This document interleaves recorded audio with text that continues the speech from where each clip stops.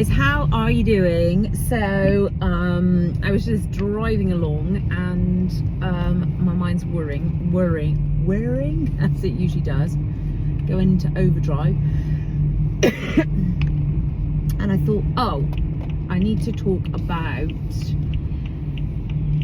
and I was thinking about talking, and I was thinking about the ability to change your mood. So if you don't know already, I personally am a very big believer in the power of the mind. You could call it the law of attraction, you can call it quantum physics, you can call it vibration, frequency, energy, whatever you want. And do let me know if you want me to do a video talking about actually how it all works, or at least my understanding of it. But the reason I wanted to do the video today was because actually I wanted to sort of touch on the benefits and the misunderstanding, I guess, around being able to control your mood. So you know when you're in like a really bad mood and almost depressed. Well, depressed, it doesn't need to be almost depressed. It probably is, because there's different levels of depressed. So being in a bad mood is, I think, a sort of a level of depression.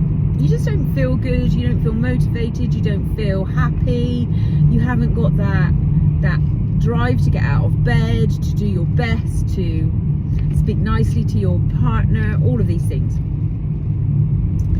And I think sometimes when we're in that mood, we just want to stay in the mood. We want to sort of just wallow in our own self-pity, and we want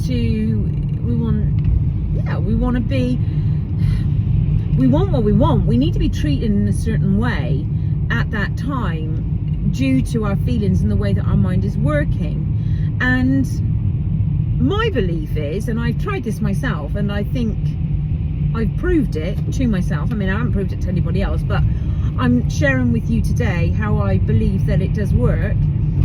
I believe that you can actually just snap out of it. It does take some practice, it does take some training, but essentially you should be able to snap out of it. You should be able to train that brain to realise the pattern and the feeling that you're having in the low frequency of your feeling in your situation at the time, and you should be able to teach yourself how to raise the frequency.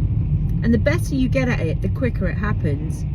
And suddenly you realise that because you can change it so quickly, staying in that low frequency is not benefiting you whatsoever. It's not helping you to have a happy,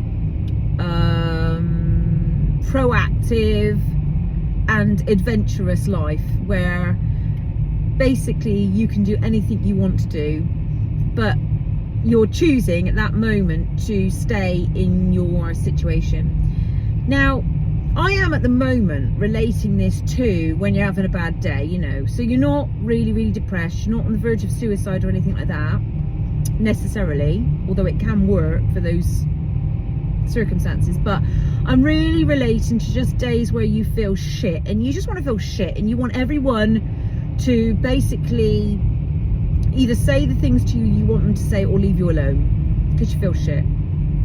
And you might want to cry, and you might want to just stay in bed, and you might be just angry with the world, you might be angry with people who do things unintentionally wrong to you, you might feel down on yourself, so you might be thinking, oh, everyone hates me, life is shit, what's the point, all of that. And you have, I know, and I'm discussing with you right now that you have the power to change it. If you choose to stay in that mindset, then you will stay in that mindset, and it will do you no good whatsoever. But you can choose to say, this is bullshit. I get to decide what I feel about myself. I can tell myself now, I look great, I'm beautiful, I'm, you know, people love me, I'm energetic, I give something positive. And you know, if people don't love me, who cares? You don't have to take on their dislike for you. You can love you instead. It takes a lot of work. Why is it a lot of work?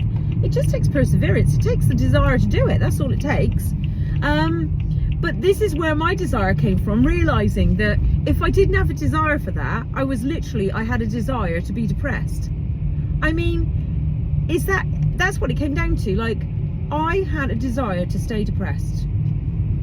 Right, okay, I can't really justify that. I can't really blame anybody but myself for wanting to be depressed.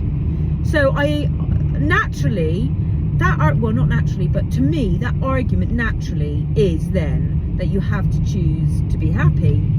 And I've got to the point now where, because I was feeling quite shitty this morning, to be honest, and I just thought, I'm not having it. I'm not having a day where I'm feeling shitty. And I'm a great believer also in leaning into things and feeling and emotions and that, but there is no benefit that comes from trying to live in your self-pity. Nothing, I don't think, personally. What's it gaining you? And plus, your bad juju, your bad vibration is then being passed on to other people, which is unfair. So yeah, I am not I'm just wanting to share with you that I was skeptical because at the time I thought, well, not at the time, but before I sort of started practicing this, I thought to myself, the same as everybody else does about depressed people, you know, they can't do anything about it, it's a chemical imbalance, all these things. And all of that may be true, that it's a chemical imbalance or whatever, but they can do something about it. But you have to choose to. You have to choose. And when you choose it, you have to believe that you're in control. That's the fundamentals.